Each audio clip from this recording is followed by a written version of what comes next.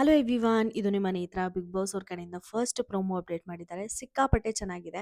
ಈ ತರ ಒಂದು ಟಾಸ್ಕ್ನ ಸೀಸನ್ 10 ನಲ್ಲೂ ಕೂಡ ಕೊಟ್ಟಿದ್ರು. ವರ್ತೂರ್ ಸಂತೋಷು ಮತ್ತೆ ನಮ್ಮ ಬೆಂಕಿ ಅವರು 100 ಬೆಳ್ಳುಳ್ಳಿ ತಿಂದಿದ್ರು.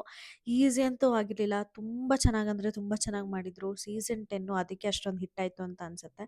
ಸೊ ಸಿಮಿಲರ್ ಟಾಸ್ಕ್ನ ಈ ಸೀಸನ್ ಕಂಟೆಸ್ಟೆಂಟ್ಸ್ಗೆ ಕೂಡ ಕೊಡಕ್ಕೆ ಬಿಗ್ ಬಾಸ್ ಟೀಮು ಟ್ರೈ ಮಾಡ್ತಿದೆ ಅಂತ ಕ್ಲಿಯರ್ ಆಗಿ ಗೊತ್ತಾಗ್ತಾ ಇದೆ. ಅದರಲ್ಲಿ ಖಂಡಿತ ಸಕ್ಸಸ್ಫುಲ್ ಆಗ್ತಾರೆ ಅಂತ ನಮಗೆ ಪ್ರೋಮೋ ನೋಡಿದ್ರೇನೆ ಗೊತ್ತಾಗ್ತಾ ಇದೆ. ಪ್ರೋಮೋ ಏನು ಎತ್ತ ಅಂತ ಮಾತಾಡ್ಕೊಳ್ಳೋದಕ್ಕಿಂತ ಮುಂಚೆ ನನ್ನ ಚಾನಲ್ನ ಇನ್ನೂ ಯಾರಾದರೂ ಸಬ್ಸ್ಕ್ರೈಬ್ ಮಾಡದೆ ನೋಡ್ತಾ ಇದ್ರೆ ದಯವಿಟ್ಟು ಸಬ್ಸ್ಕ್ರೈಬ್ ಮಾಡ್ಕೊಳ್ಳಿ. ವಿಡಿಯೋ ಇಷ್ಟ ಆದರೆ ಲೈಕ್ ಮಾಡಿ, ಕಮೆಂಟ್ ಮಾಡಿ ಅಂತ ಹೇಳ್ತಾ ಇನ್ನು ಡೈರೆಕ್ಟ್ ವಿಚಾರಕ್ಕೆ ಬರೋದಾದರೆ, ನಮ್ಮ ಪ್ರೋಮೋ ತುಂಬ ಅಂದರೆ ತುಂಬ ಚೆನ್ನಾಗಿದೆ. 2 ಟೀಮು ನಿನ್ನೆ ಬಿಗ್ ಬಾಸ್ ಏನು ಮಾಡಿದ್ರೋ, ಆ 2 ಟೀಮು ಕೂಡ ಆಪೋಸಿಟ್ ಟೀಮ್‌ಗೆ ಒಂದು ಟಾಸ್ಕ್ ಕೊಡೋಕ್ಕೆ ಅವಕಾಶ ಕೊಟ್ಟಿದ್ದಾರೆ. ಆ ಟಾಸ್ಕ್‌ನ ಆಪೋಸಿಟ್ ಟೀಮವರು ಅಕ್ಸೆಪ್ಟ್ ಮಾಡಿ ಸಕ್ಸಸ್ಫುಲಿ ಕಂಪ್ಲೀಟ್ ಮಾಡಿದ್ರು ಅಂದರೆ ಆಪೋಸಿಟ್ ಟೀಮ್‌ಗೆ 1 ಪಾಯಿಂಟ್ ಬರುತ್ತೆ. ಇಲ್ಲ ಅಂದರೆ ಯಾರು ಒಂದು ಟಾಸ್ಕ್ ಕೊಟ್ಟಿರ್ತಾರೋ ಅವರ ತಂಡಕ್ಕೆ 1 ಪಾಯಿಂಟ್ ಬರುತ್ತೆ. ಏನಾದರೂ ಆಪೋಸಿಟ್ ಪರ್ಸನ್ ಅದನ್ನು ಮಾಡೋಕ್ಕೆ ಫೇಲ್ ಆದರು ಅಂದರೆ. ಇದು ಒಂಥರ ಈಸಿಯಾಗಿ ಅಂಡರ್‌ಸ್ಟ್ಯಾಂಡ್ ಆಗುತ್ತೆ. ನಿಮ್ಗೆ ಈಸಿಯಾಗಿ ಅರ್ಥ ಆಗುತ್ತೆ ಅಂತ ನಾನು ಅಂದ್ಕೊಂಡಿದ್ದೀನಿ. ಇನ್ನು ಇದನ್ನ ಬಿಟ್ಟರೆ ಟಾಸ್ಕ್ ಕೊಡೋಕ್ಕೆ ಅಂತ ಬಂದಾಗ ಶಿಶಿರು ಮತ್ತು ಐಶ್ವರ್ಯ ಅವರು ಸಿಕ್ಕಾಪಟ್ಟೆ ಒಳ್ಳೆ ಫ್ರೆಂಡ್ಸು. ತುಂಬ ಅಂದರೆ ತುಂಬ ಚೆನ್ನಾಗಿ ಗೇಮ್ ಅಂತ ಬಂದರೆ ಸಿಕ್ಕಾಪಟ್ಟೆ ಸ್ಪೋರ್ಟಿವ್ ಆಗಿ ಆಡ್ತಿರೋದನ್ನ ನಾವು ನೋಡ್ತಾ ಇದ್ದೀವಿ. ಯಾಕಂದರೆ ಇವರಿಬ್ಬರು ಕೂಡ ಲಾಸ್ಟಲ್ಲಿ ಬಾಟಮ್ 2ಗೆ ಬಂದಿರೋ ಪ್ರೆಷರು ಇಬ್ಬರ ಮೇಲೂ ಸಿಕ್ಕಾಪಟ್ಟೆ ಇದೆ.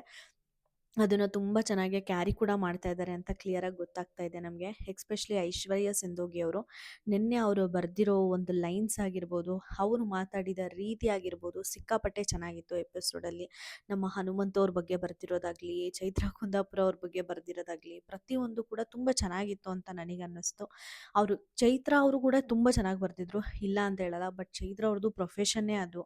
ರೈಟಿಂಗ್ ಆಗಿರ್ಬೋದು, ಭಾಷಣ ಮಾಡೋದಾಗಿರ್ಬೋದು, ಇನ್ನು ಮತ್ತೊಂದು ಮಗದೊಂದು. ಬಟ್ ಐಶ್ವರ್ಯ ಅವ್ರದ್ದು ಹಂಗಲ್ಲ. ಐಶ್ವರ್ಯ ಅವ್ರದ್ದು ಆ್ಯಕ್ಟಿಂಗ್ ಪ್ರೊಫೆಷನ್ನು, ಆ್ಯಂಕರ್ ಪ್ರೊಫೆಷನ್ ಅಲ್ಲ. ಬಟ್ ಆದರೂ ಕೂಡ ತುಂಬ ಅಂದರೆ ತುಂಬ ಚೆನ್ನಾಗಿ ಮಾಡಿದರು ಅಂತ ಅನ್ನಿಸ್ತು. ಇವತ್ತು ಕೂಡ ಅಷ್ಟೇ. ಶಿಶಿರು, ಐಶ್ವರ್ಯ ಒಂದು ಗುಡ್ ಫ್ರೆಂಡು, ನನಗೆ ಒಬ್ಬ ಒಳ್ಳೆ ಸ್ನೇಹಿತೆ ಅಂತ ನೋಡ್ದೇನೂ ಕೂಡ ಒಂದು ಹಾಗಲಕಾಯಿ ತಿನ್ನಕ್ಕೆ ಹೇಳ್ತಾರೆ. ಅದು ಕೂಡ ಹಾಗಲಕಾಯಿ ತಿನ್ನಬೇಕು ಅಂದಾಗ 3 ಹಾಗಲಕಾಯಿ ತಿನ್ನಕ್ಕೆ ಹೇಳ್ತಾರೆ. ಯೂಶಲಿ ನಮಗೆ ಪಲ್ಯ ಮಾಡಿದಾಗೇ ಜಾಸ್ತಿ ತಿನ್ನೋಕ್ಕಾಗಲ್ಲ. ಅಂಥದ್ರಲ್ಲಿ ಏನೂ ಪಲ್ಯ ಬಾಯ್ಲ್ ಏನೂ ಮಾಡಿರಲ್ಲ. ಜಸ್ಟ್ ಒಂದು ಹಾಗಲಕಾಯಿ, ಒಂದು ಹಸಿ ಹಾಗಲಕಾಯಿನ 3 ಹಾಗಲಕಾಯಿ ಕಡ್ಕೊಂಡು ತಿನ್ನಬೇಕು ಅಂದರೆ ಖಂಡಿತ ಸುಲಭ ಅಲ್ಲ. ಈ ಟಾಸ್ಕ್ ಏನಾದರೂ ಅಪ್ಪಿ ತಪ್ಪಿ ಐಶು ಕಂಪ್ಲೀಟ್ ಮಾಡಿದ್ರು ಅಂದರೆ ಇದು ಒಂದೇ ಟಾಸ್ಕು ಸಾಕು ಅವರು ನಾಮಿನೇಷನಿಂದ ಎಸ್ಕೇಪ್ ಆಗೋಕ್ಕೆ. ಇನ್ಫ್ಯಾಕ್ಟ್ ಹೇಳಬೇಕು ಅಂದರೆ ನಾಮಿನೇಷನ್ ಪ್ರೋಮೋ ಇನ್ನೂ ಬಿಟ್ಟಿಲ್ಲ. ಮೋಸ್ಟ್ಲಿ ಆಫ್ಟರ್ನೂನ್ ಏನಾದರೂ ಬಿಡ್ತಾರಾ ಅಂತ ನೋಡಬೇಕಾಗುತ್ತೆ. ಬಟ್ ನನಗೆ ಆ ಒಂದು ಟಾಸ್ಕ್ನ ಐಶು ಅಕ್ಸೆಪ್ಟ್ ಮಾಡಿದ್ದು ಸಿಕ್ಕಾಪಟ್ಟೆ ಇಷ್ಟ ಆಯಿತು. ಹಾಗಲಕಾಯಿ ತಿನ್ನೋಕ್ಕೂ ಕೂಡ ಗ್ರಜ್ಜಿರಬೇಕು, ಒಂದು ಛಲ ಇರಬೇಕು. ಅದು ನಮ್ಮ ಐಶುಗೆ ಎದ್ದು ಕಾಣಿಸ್ತಾ ಇದೆ. Hopefully complete ಮಾಡಿರಲಿ. ಬಟ್ ನನಗೆ ಅನಿಸೋ ಪ್ರಕಾರ 3 ಹಾಗಲಕಾಯಿ ತಿನ್ನೋಕ್ಕೆ ಇಂಪಾಸಿಬಲ್. ಅಲ್ಲಿ ನಮಗೆ ಕೂಡ ತೋರಿಸ್ತಾರೆ ಹಾಗಲಕಾಯಿ ಎಷ್ಟು ಸೈಜ್ ಇರುತ್ತೆ ಅಂತ. ಇಷ್ಟಿಷ್ಟು ದಪ್ಪ, ಇಷ್ಟಿಷ್ಟು ಉದ್ದ ಇದ್ದಾವೆ. ಸೊ ಅರ್ಧ ಹಾಗಲಕಾಯಿ ತಿನ್ನೋಕ್ಕಾಗಿರಲ್ಲ. ನೋಡಬೇಕು, ಮೋಸ್ಟ್ಲಿ 3 ಸಕ್ಸಸ್ಫುಲಿ ಕಂಪ್ಲೀಟ್ ಮಾಡಿರ್ತಾರಾ ಇಲ್ವಾ ಐಶು ಅವರು ಅಂತ. ಮತ್ತು ನಮ್ಮ ಪಾಸಿಟಿವ್ ಗೌತಮಿ ಅವರಿಗೆ ಲಾಸ್ಟ್ ಟೈಮು ಕಿಚ್ಚ ಸರ್ ಏನೇನು ಆದೇಶ ಕೊಟ್ಟಿದ್ರೋ ಪ್ರತಿಯೊಂದನ್ನು ಕೂಡ ಸೀರಿಯಸ್ ಆಗಿ ತಗೊಂಡಿದ್ದಾರೆ ಅಂತ ನಿನ್ನೆ ಎಪಿಸೋಡಲ್ಲೇ ಗೊತ್ತಾಗುತ್ತೆ. ನಿನ್ನೆ ಮಂಜಣ್ಣ ಅವ್ರ ಹತ್ರ ಹೋಗಿ ಹೇಳ್ತಾ ಇರ್ತಾರೆ, ನೋಡಿ ಗೆಳೆಯ, ನಿಮ್ಮ ಹತ್ರ ಬಂದು ನಾನು ನಿಮಗೆ ಸಜೆಷನ್ ಕೊಡ್ತೀನಿ, ನಾನು ನಿಮ್ಗೆ ಏನಾದರೂ ಹೇಳ್ತೀನಿ ಅಂತ ಕಾದು ಕುತ್ಕೋಬೇಡಿ. ನೀವು ನನ್ನ ಒಬ್ಬ ಕಾಂಪಿಟೇಟರೇ ಅಂತಲೇ ನಾನು ತಿಳ್ಕೊಳ್ತಾ ಇದ್ದೀನಿ. ನಾನು ಮುಂಚೆ ಹೆಂಗೆ ಅಂದ್ಕೊಳ್ತಾ ಇದ್ದೆ ಅಂದರೆ ಇವೆಲ್ಲರೂ ಫಸ್ಟು ನೋಡ್ಕೊಬೇಡಣ, ನಾವು ನೀವು ಎದುರಾಗಿ ನಾವು ನೀವು ಹೋರಾಡೋಣ ಅಂತ ಅಂದ್ಕೊಳ್ತಾ ಇದ್ದೆ. ಬಟ್ ಇನ್ಮೇಲಿಂದ ನನಗೆ ಹಂಗೆ ಅಂದ್ಕೊಳ್ಳೋಕ್ಕೆ ಇಷ್ಟ ಇಲ್ಲ. ನೀವು ಅವ್ರ ಥರನೇ ನನಗೆ ಒಬ್ಬ ಕಾಂಪಿಟೇಟರ್ ಆಗಿ ನಾನು ಇನ್ನು ನೋಡೋಕ್ಕೆ ಇಷ್ಟಪಡ್ತೀನಿ. ನನ್ನಿಂದ ನೀವೇನು ಎಕ್ಸ್ಪೆಕ್ಟ್ ಮಾಡಬೇಡಿ ಅಂತ ಕ್ಲಿಯರಾಗಿ ಹೇಳಿರ್ತಾರೆ ಮಂಜಣ್ಣ ಅವರು, ಗೌತಮಿ ಮಂಜಣ್ಣ ಅವರಿಗೆ. ಇವತ್ತು ಕೂಡ ಅಷ್ಟೇ, ತುಂಬ ಸ್ಪೋರ್ಟಿವ್ ಆಗಿ ಮೆಣಸಿನ್ಕಾಯಿನ ತಿಂತಾ ಇದ್ದಾರೆ. ಅದು ಕೂಡ 2 ಗ್ಲಾಸ್, 2 ಶಾಟ್ ಅಂದರೆ ಒಂದು ಗ್ಲಾಸಲ್ಲಿ ಇಷ್ಟು ಮೆಣಸಿನ್ಕಾಯಿ ಅಂತ ಇಟ್ಟಿರ್ತಾರೆ. ಮಿನಿಮಮ್ ಒಂದು 5 ಆದರೂ ಇಟ್ಟಿರ್ತಾರೆ ಅಂತ ನಾನು ಅಂದ್ಕೊಂಡಿದ್ದೀನಿ. ಸೊ ಆ ಥರ ಒಂದು 10 ಮೆಣಸಿನ್ಕಾಯಿನ ತಿನ್ನೋಕ್ಕೆ ಹೇಳ್ತಾರೆ. ಅದಂತೂ ಖಂಡಿತ ಈಸಿ ಅಲ್ಲ. ಅದನ್ನು ಗೌತಮಿಯವರು ಒಪ್ತಾರೆ, ತಿಂತಾ ಇರ್ತಾರೆ, ಅಳ್ತಾರೆ, ಗೋಳಾಡ್ತಾರೆ. ಸೀರಿಯಸ್ಲಿ ಇಷ್ಟೊಂದು ಗೇಮ್ ಸ್ಪಿರಿಟ್ ಇದೆಯಾ ಅಂತ ಅನಿಸುತ್ತೆ.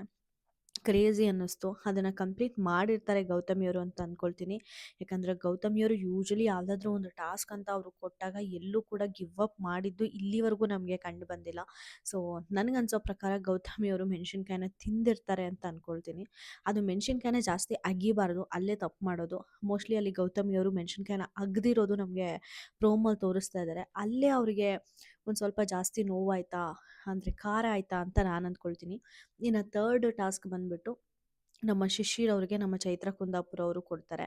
ಆ ಟಾಸ್ಕ್ ಏನಪ್ಪಾ ಅಂದರೆ, ಸಾರಿ, ನಮ್ಮ ತ್ರಿವಿಕ್ರಮ್ ಅವರು ನಮ್ಮ ಶಿಶಿರ್ ಅವ್ರಿಗೆ ಟಾಸ್ಕ್ ಕೊಡ್ತಾರೆ.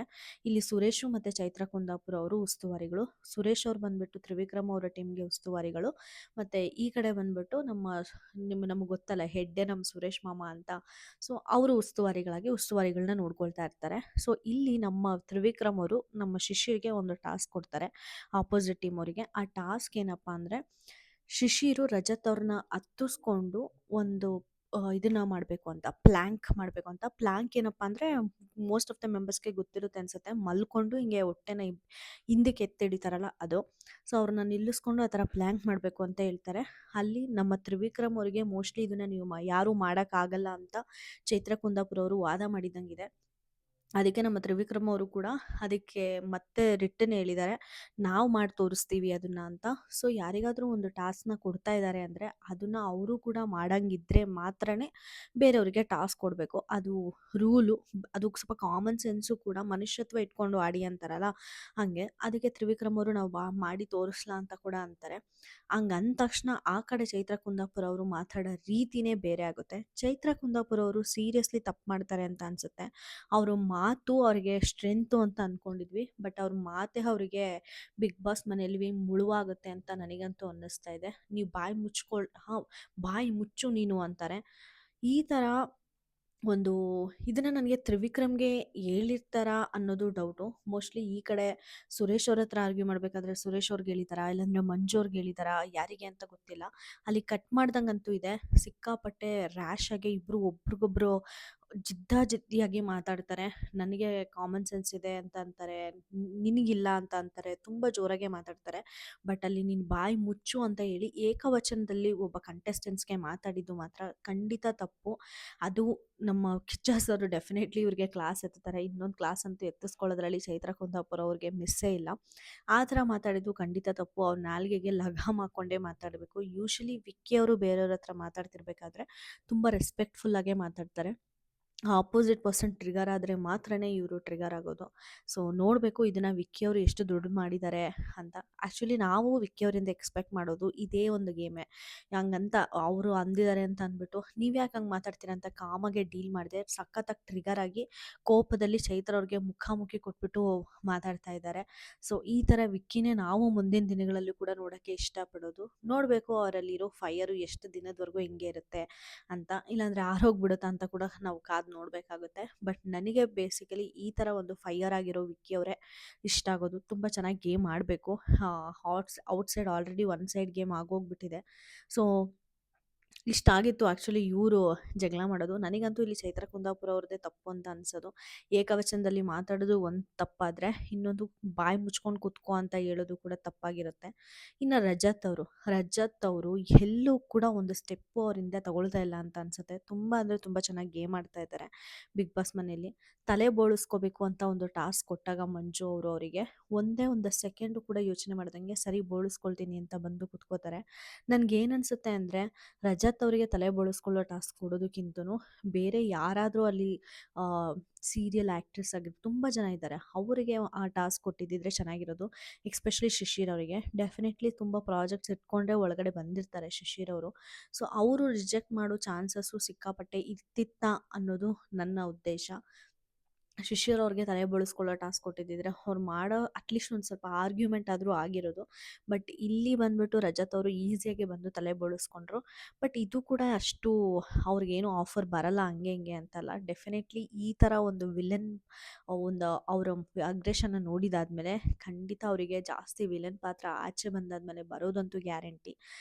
ಆದರೂ ಕೂಡ ಒಂದು ತುಂಬ ಸ್ಪೋರ್ಟಿವ್ ಆಗೇ ಬಂದು ತಲೆ ಬೋಳಿಸ್ಕೊಳ್ಳೋಕ್ಕೆ ಒಪ್ಕೋತಾರೆ ರಜತ್ ಅವರು. ಸಿಕ್ಕಾಪಟ್ಟೆ ಖುಷಿಯಾಗುತ್ತೆ ಅವ್ರ ಸ್ಪೋರ್ಟಿವ್ ಸ್ಪಿರಿಟ್ನ ನೋಡೋಕ್ಕೆ. ಒಂದು ಸ್ವಲ್ಪ ಮಾತನ್ನ ರಜತ್ ಅವರು ಕಂಟ್ರೋಲ್ ಮಾಡಿಕೊಂಡ್ರು ಅಂದರೆ ವಿಕ್ಕಿಗೆ ಪಕ್ಕ ಟಕ್ಕರ್ ಕೊಡ್ತಾರೆ ಅಂತ ಅನಿಸುತ್ತೆ. ಓವರಾಲ್ ನೋಡಬೇಕಂದ್ರೆ ಇವತ್ತು ಎಪಿಸೋಡ್ ಮಾತ್ರ ಕ್ರೇಜಿಯಾಗಿರುತ್ತೆ ಅಂತ ಅನ್ನಿಸ್ತಾ ಇದೆ. ನಿಮ್ಗೆ ಏನು ಅನ್ನಿಸ್ತೆ ಅಂತ ನನಗೆ ಕಮೆಂಟ್ ಸೆಕ್ಷನಲ್ಲಿ ತಿಳಿಸಿ. ನಿಮಗೆ ಈ ವಿಡಿಯೋ ಇಷ್ಟ ಆದರೆ ದಯವಿಟ್ಟು ಲೈಕ್ ಮಾಡೋದನ್ನ, ಕಮೆಂಟ್ ಮಾಡೋದನ್ನ ಮಾತ್ರ ಮರ್ತೋಗ್ಬೇಡಿ ಅಂತ ಹೇಳ್ತಾ ನಾನು ಈ ವಿಡಿಯೋನ ಮುಗಿಸ್ತಾ ಇದ್ದೀನಿ. Thank you so much.